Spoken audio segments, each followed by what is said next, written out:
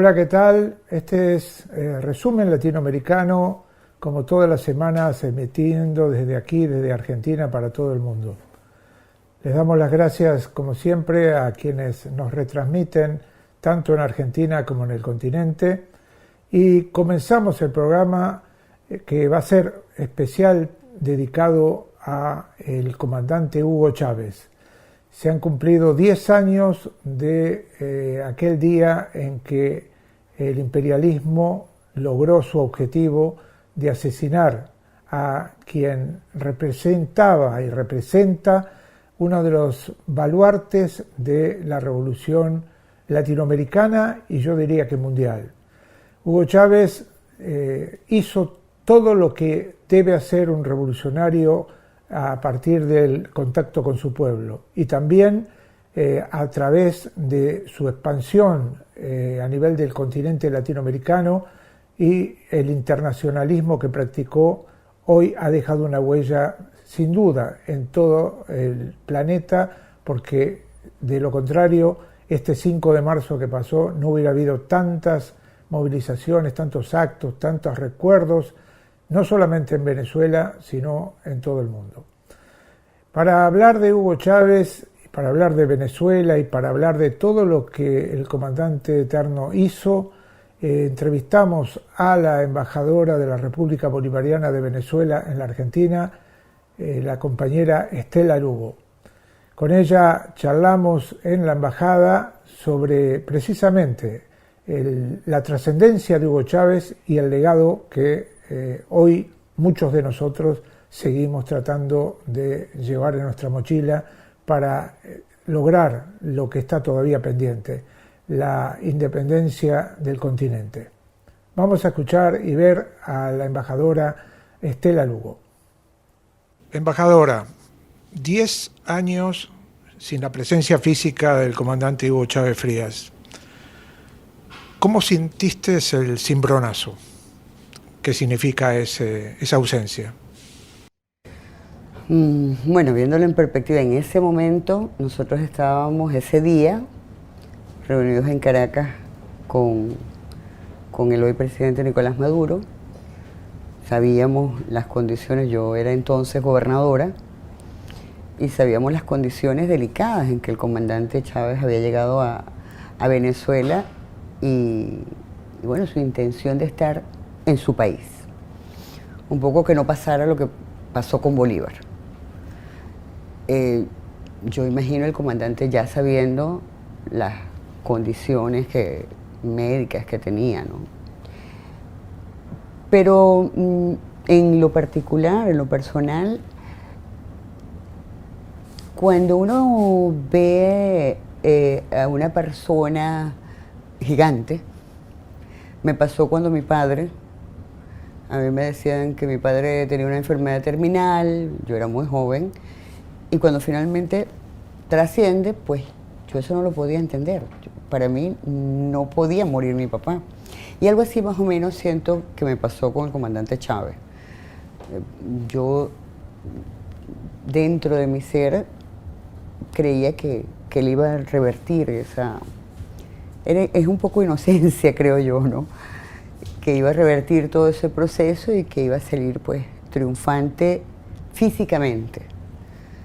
Físicamente fue muy doloroso para el pueblo venezolano.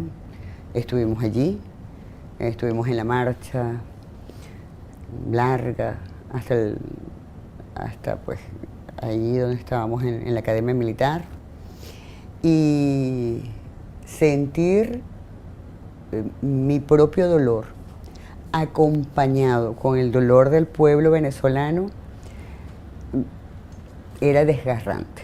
Fue desgarrante, fue muy, muy doloroso y además entonces a la vez motivador, porque la valentía de Chávez con la que asume su enfermedad, pero además con lo que asume la responsabilidad. Sí conocimos a Chávez, el Chávez responsable de las acciones.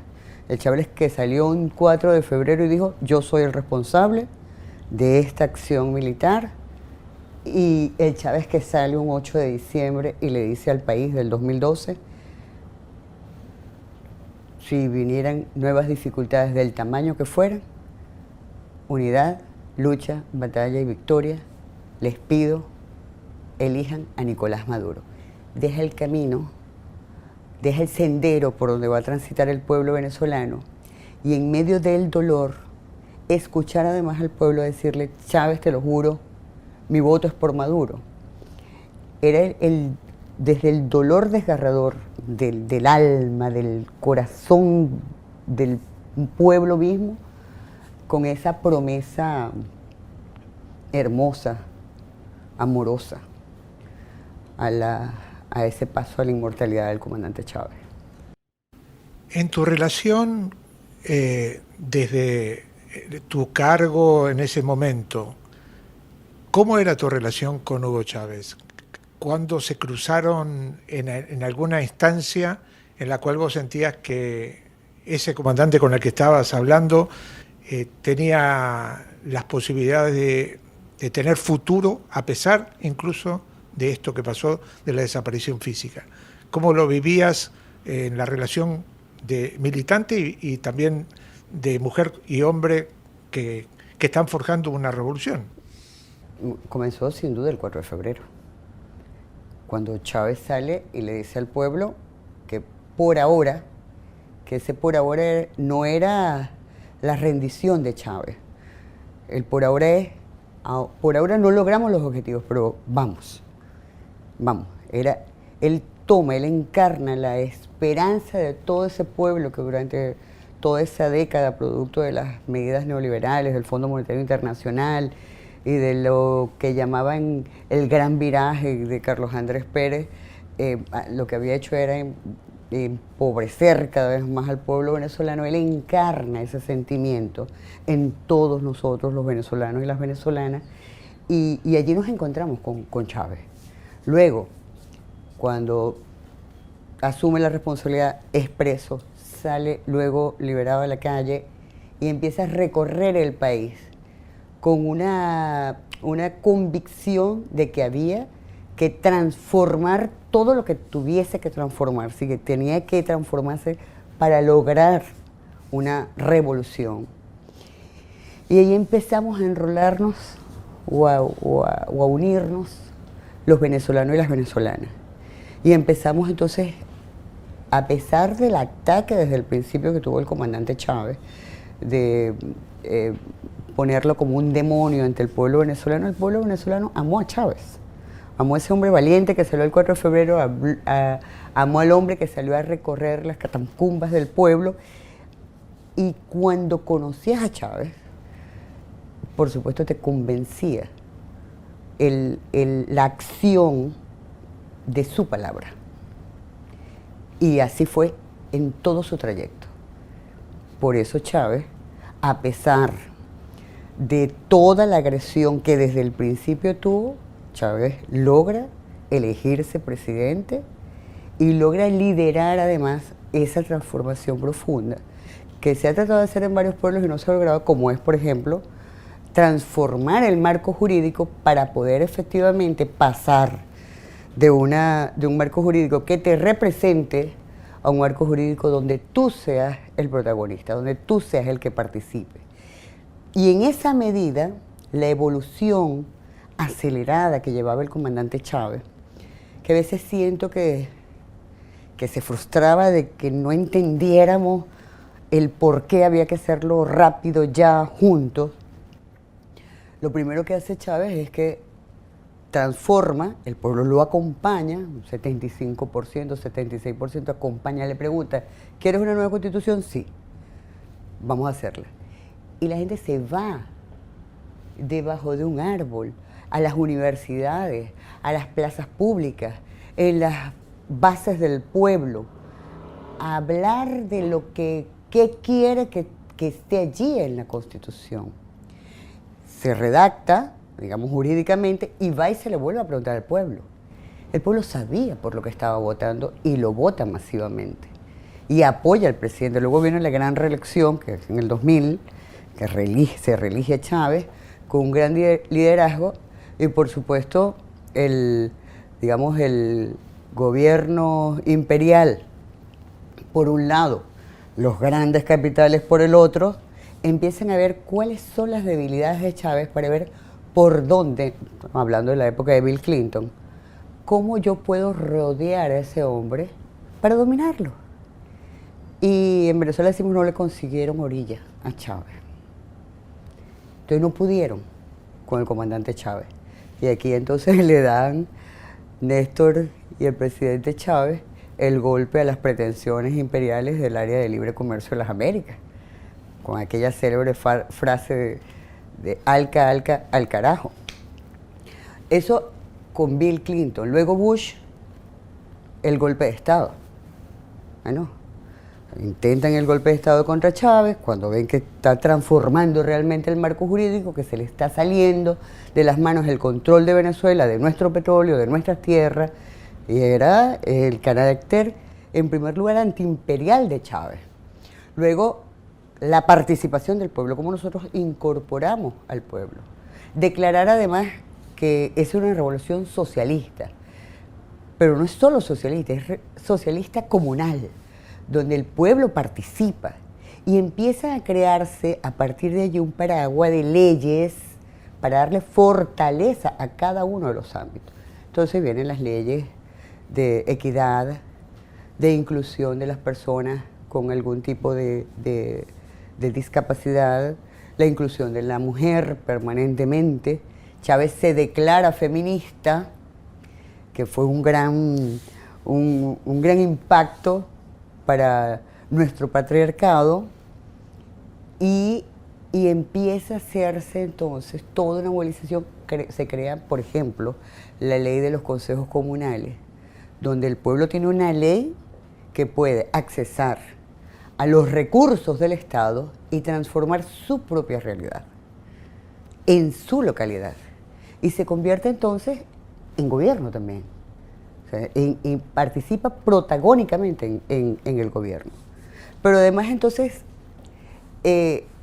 bueno, luego le hacen el referéndum, el pueblo sale y lo aprueba de forma abrumadora, es decir, el referéndum que era revocatorio para revocar a Chávez, se vuelve un referéndum aprobatorio, y allí se da el gran impulso. Pero había que buscar la estrategia de cómo salvar los obstáculos, digamos, de la burocracia paquidérmica, lenta, cómo llegar rápidamente al pueblo, quizás no a través de esos grandes ministerios, sino directo. Se crean las misiones. Por supuesto, con la ayuda de Cuba, básicamente, por un lado, médicos cubanos directamente metidos en los barrios, con la gente, médicos especialistas, y en paralelo formando a los médicos venezolanos. En paralelo, por un lado, comienza por hacer de Venezuela un territorio libre de analfabetismo.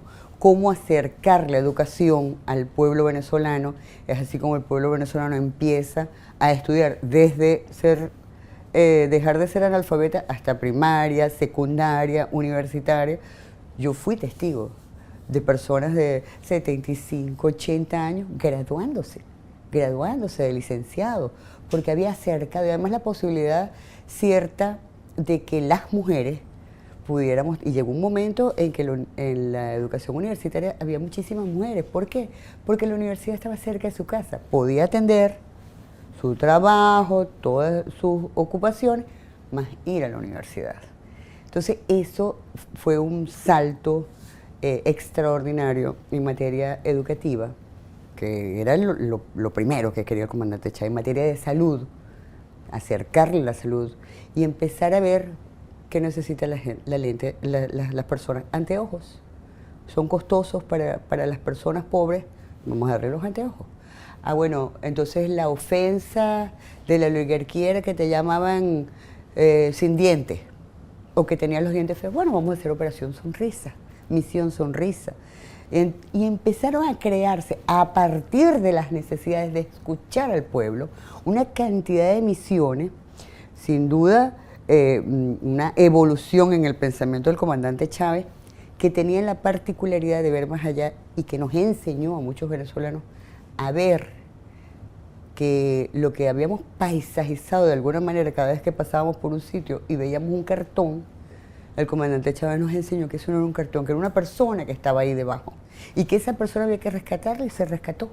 Entonces se fueron creando transmisiones, se fueron incorporando, luego la alimentación, cómo nosotros elevábamos la expectativa de vida del venezolano, pero además también la calidad de vida del venezolano, salud, educación, alimentación, y es cuando se crean entonces la misión alimentación, donde cadenas de supermercados donde tenía acceso el pueblo llano, que era subsidiado en un 95% por el pueblo, por el gobierno venezolano, por el gobierno del comandante Chávez.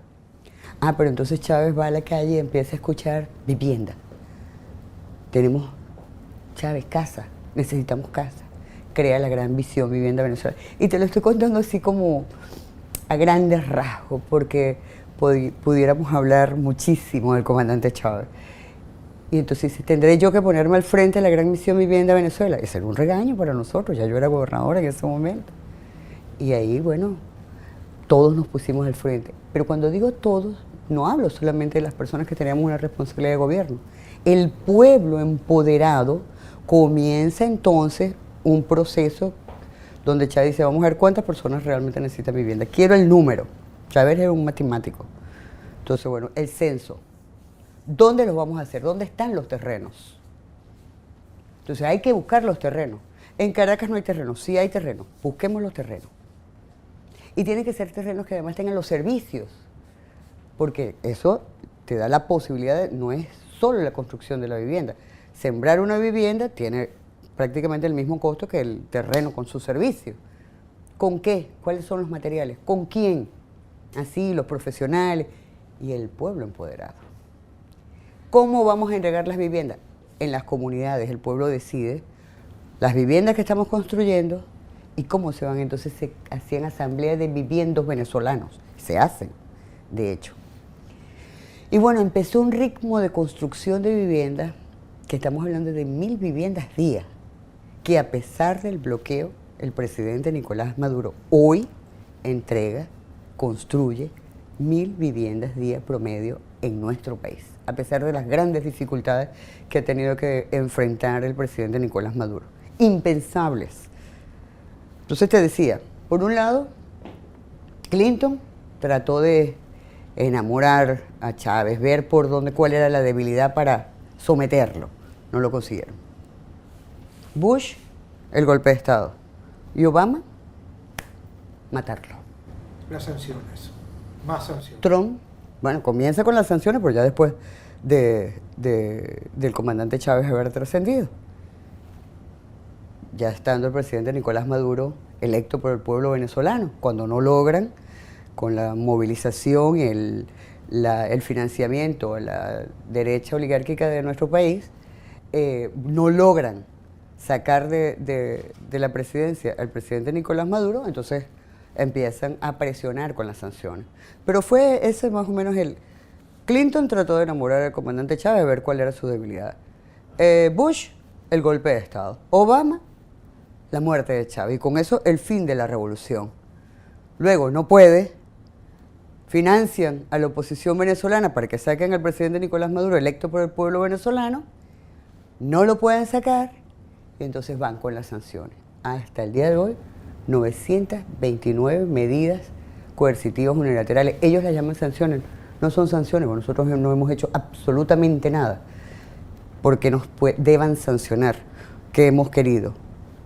O sea, declararnos antiimperialistas, soberanos de nuestro país, que nuestros recursos son nuestros, que no es copia ni calco de nadie, que es con nuestras propias fortalezas. Impulsar el comandante Chávez, la unidad latinoamericana, como lo hizo, y sin duda rompió la historia en dos, el comandante Hugo Chávez. El legado de Chávez, inmenso. Lo digo desde el amor, pero también desde la conciencia.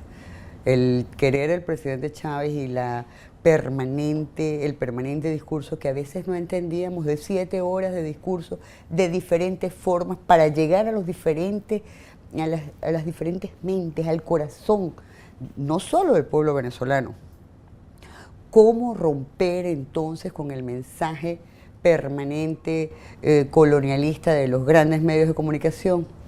Crea, por ejemplo, entonces, que sea el pueblo, las radios comunitarias, las televisoras comunitarias, que salga del propio pueblo la revolución. Se crea Telesur.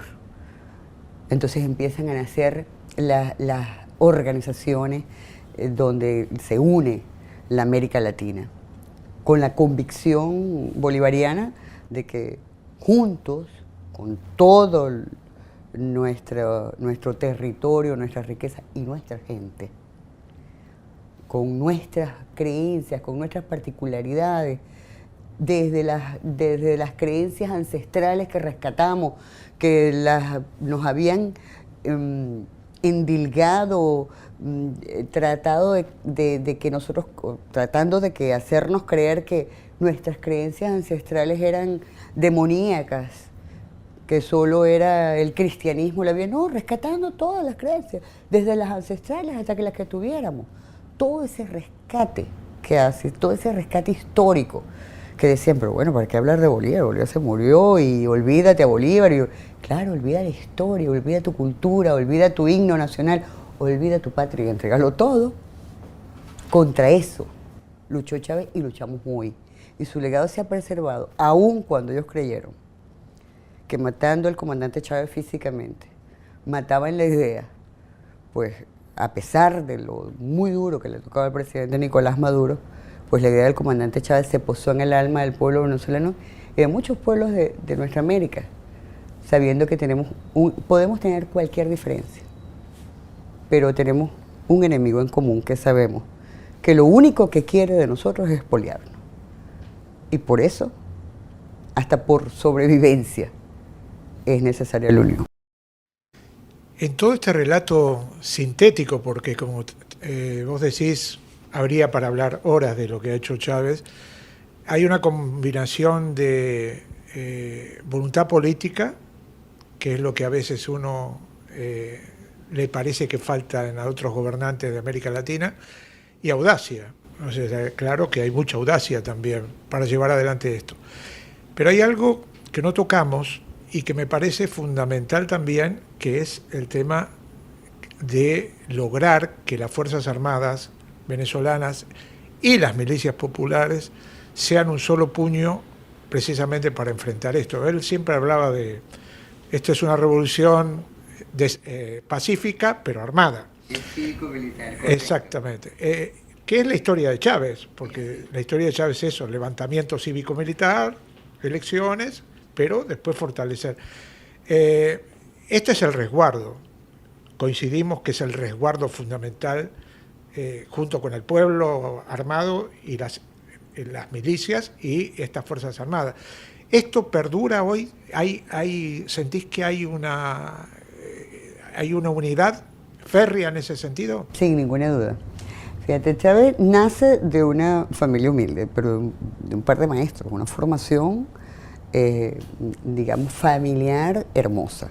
Luego entra al ejército y en el ejército empieza a darse cuenta de aprender y empieza a explorar todo ese tema de neoliberal, y entonces él crea el Ejército Revolucionario Bolivariano o el Ejército Bolivariano Revolucionario, y de allí pasa entonces y va, digamos, evolucionando, hace el juramento de Samán de Güeres, hay el alzamiento del Caracazo, hay el alzamiento militar, que digamos que viene como unido al alzamiento cívico del Caracazo, del 27 de febrero, y entonces viene, digamos, el conociendo el ejército desde adentro, desde sus entrañas.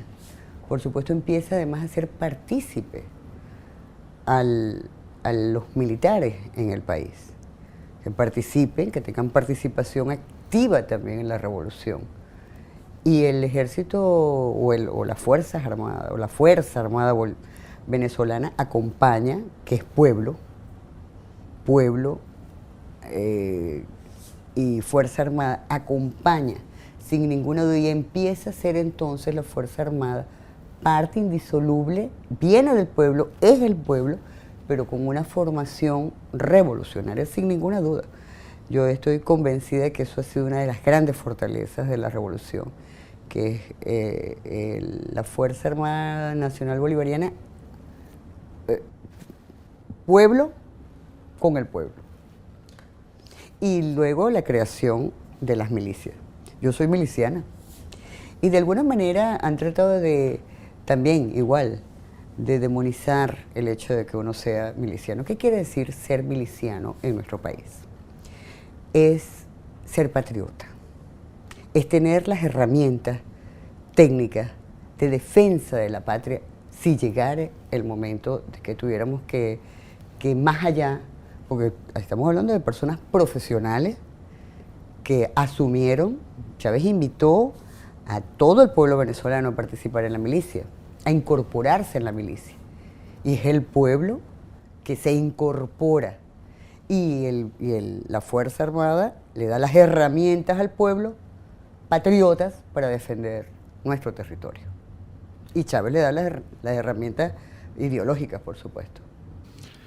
Nicolás Maduro se puso al hombro una empresa muy difícil y evidentemente Chávez había elegido bien. A pesar de todo esto, tuvo embates muy fuertes que los ha sabido librar realmente con bastante sagacidad, astucia, tanto que ha logrado desarmar a la oposición en varias oportunidades, una posición difícil en ese sentido por la alianza con el imperialismo. Hoy, al día de hoy, ¿qué pensás de cómo está Venezuela de cara a esto, a todo esto que hemos relatado? Y en un mundo que ha cambiado también desde aquel momento del 98-99 cuando asumió Hugo Chávez. ¿Qué déficit notás o qué faltaría hacer para que la revolución siga avanzando? O si realmente está lo que se había planificado se está desarrollando como tenía que ser. Es muy fácil. Que nos quiten las sanciones, las medidas coercitivas unilaterales. 929 medidas, de los cuales un gran porcentaje de esas medidas, además de nuestra empresa, de nuestra industria petrolera, va dirigida a industrias, a empresas privadas. Que nos quiten las medidas. Que nos quiten esas medidas criminales. Nosotros tenemos un porcentaje de esas medidas va dirigida al sector salud, para que la gente muera. Con la pandemia, nosotros pagamos las vacunas y no las querían entregar, a través del mecanismo COVAX, incluso. Un porcentaje de esas medidas dirigidas a la salud, un porcentaje de esas medidas dirigidas a la alimentación, un porcentaje de esas medidas dirigidas, sin ninguna duda, un gran porcentaje a nuestra empresa, que es la que genera los mayores recursos, los mayores ingresos para el pueblo venezolano. Que nos quiten estas medidas, que nos dejen en paz. El pueblo venezolano decide, no la van a quitar. ¿Y sabes por qué? Hoy viene un proceso electoral. Y por el contrario, están tratando de asfixiar más a nuestro pueblo. Así como lo hicieron esas famosas imágenes que vimos de los policías asfixiando a una persona de color hasta matarla. Y lo han dicho públicamente y descaradamente, que hay que asfixiar al pueblo venezolano para que se rebele contra la revolución. Y el pueblo venezolano ha, sin duda alguna, ha estado de pie, de manera estoica, resistiendo, con el presidente al frente, buscando las mil y una formas, creando leyes, la ley antibloqueo, para poder llegar al pueblo venezolano y paliar el efecto de estas medidas coercitivas unilaterales, que son muy graves en nuestro pueblo. Tú llegabas a cualquier parte del país con algún déficit, por ejemplo, alguna condición cardíaca, y llegaba, te hacían tu cateterismo absolutamente gratis, si había que ponerte un stent se te ponía absolutamente gratis, un marcapasos absolutamente gratis. Hoy, todas esas cosas, por supuesto, con todos estos años de medidas aplicadas a nuestro país, han sido muy golpeadas. Y finalmente, ¿a quién golpean? Al pueblo llano de Venezuela. Y como siempre ellos engañando, al principio dijeron, no, esto es solo contra Maduro. Hoy en día, el pueblo venezolano está consciente que es contra el pueblo venezolano, que ha osado, pues, liderar un proceso de tomar su propio destino de tomar las riendas de su propio destino. Y eso no lo puede permitir el Comando Sur. Ahí está el Comando Sur, haciéndole amenazas al pueblo latinoamericano, en todos los sentidos. Y a todo el pueblo latinoamericano, no es solo a Venezuela.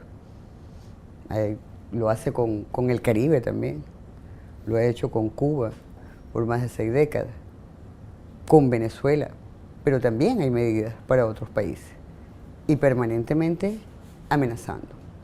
El Comando Sur es el comando que está, digamos, y lo ha dicho la generala Richardson, que, bueno, en estas tierras raras, que somos nosotros, que son nuestras tierras, las nuestras, hay muchísimas riquezas y que ellos están muy pendientes de estas, nuestras riquezas. ¿Tenés optimismo con estos cambios que se han producido en el continente? O sea, la vuelta de Lula por un lado, Petro en Colombia reanudando las relaciones con Venezuela y obviamente algunos cambios que se vienen un poco a partir de la rebelión de los pueblos, porque está claro lo que está pasando en Perú y también en Ecuador. ¿Tenés optimismo de que Venezuela no quede tan sola como quedó en un momento junto con Cuba y Nicaragua en el continente? Yo creo en los poderes creadores del pueblo, sin ninguna duda. Y eso nos lo enseñó el presidente Chávez. Eso, los movimientos, lo que está allí, emergiendo desde el corazón del pueblo mismo. Y sin duda uno nunca puede perder la esperanza de que efectivamente, permanentemente, hay un pueblo movilizado en toda nuestra América, pero por otro lado, tenemos que estar conscientes, Carlos, de que hay una amenaza permanente y cada vez más feroz. En la medida que hubiere la posibilidad de ir avanzando en los espacios para nuestra liberación, en esa misma medida, el águila va a venir con más fiereza, con más rigor, con más muerte para nuestro país. ¿Y frente a eso? Frente a eso, la unión y el amor por la patria. Allí decía, el que no quiere a su patria tiene el alma prestada. Pues, empoderarnos de nuestra patria, que ni siquiera es nuestra, Carlos, ¿sabes? Que es la que ya nosotros vivimos de una manera u otra, pero es la patria que tú y yo, que todo el que nos ve, ¿qué le vamos a dejar a las generaciones futuras? ¿Se la vamos a dejar empeñada, hipotecada, expoliada, entregada? Como dice el himno de Argentina, ante eso mejor es morir. Gracias, embajadora. Gracias a ti, Carlos. Un gusto conversar contigo. El gusto ha sido mío. Muchísimas gracias. Bueno, esto es todo por hoy. Nos despedimos hasta la próxima semana con más resumen latinoamericano. Banco Credicop, el banco cooperativo ideado para que los sueños de los argentinos se hagan realidad. Hay otra idea de banco y funciona. Súmate. Banco Credicop Cooperativo, la banca solidaria.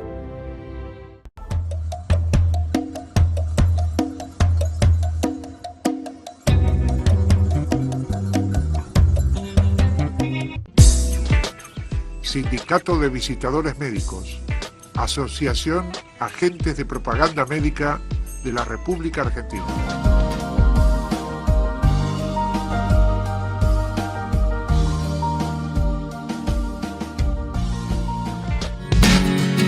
Asociación de Trabajadores del Estado, Central de Trabajadores Argentinos.